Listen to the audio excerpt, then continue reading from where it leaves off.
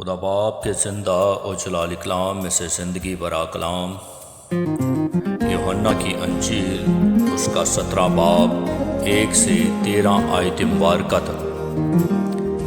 یسوع نے یہ باتیں کہیں اور اپنی آنکھیں آسمان کی طرف اٹھا کر کہا کہ اے باپ، وہ گھڑی آ پہنچی، اپنے بیٹے کا جلال ظاہر کر تاکہ تیرا بیٹا تیرا جلال ظاہر کرے۔ چنانچہ تو نے اسے ہر بشر پر اختیار دیا ہے تاکہ جنہیں تو نے اسے بخشا ہے ان سب کو وہ ہمیشہ کی زندگی دے، اور ہمیشہ کی زندگی یہ ہے کہ وہ تجھ خدائے واحد اور برحق کو اور یسوع مسیح کو جسے تو نے بھیجا ہے جانے۔ جو کام تو نے مجھے کرنے کو دیا تھا اس کو تمام کر کے میں نے زمین پر تیرا جلال ظاہر کیا۔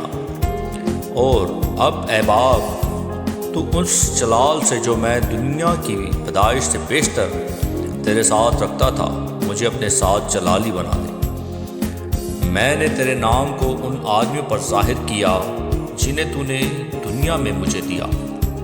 وہ تیرے تھے اور تو نے انہیں مجھے دیا، اور انہوں نے تیرے کلام پر عمل کیا ہے۔ اب وہ جان گئے ہیں کہ جو کچھ تو نے مجھے دیا ہے وہ سب تیری ہی طرف سے ہے، کیونکہ جو کلام تو نے مجھے پہنچایا وہ میں نے ان کو پہنچا دیا، اور انہوں نے اس کو قبول کیا اور سچ جان لیا کہ میں تیری طرف سے نکلا ہوں، اور وہ ایمان لائے کہ تو ہی نے مجھے بھیجا ہے۔ میں ان کے لیے درخواست کرتا ہوں، میں دنیا کے لیے درخواست نہیں کرتا، بلکہ ان کے لیے جنہیں تو نے مجھے دیا ہے، کیونکہ وہ تیرے ہیں، اور جو کچھ میرا ہے وہ سب تیرا ہے، اور جو تیرا ہے وہ میرا ہے، اور ان سے میرا جلال ظاہر ہوا ہے۔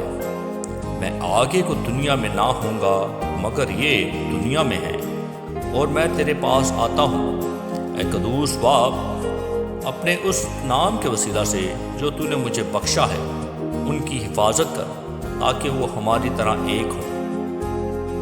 جب تک میں ان کے ساتھ رہا میں نے تیرے اس نام کے وسیلہ سے جو تو نے مجھے بخشا ہے ان کی حفاظت کی۔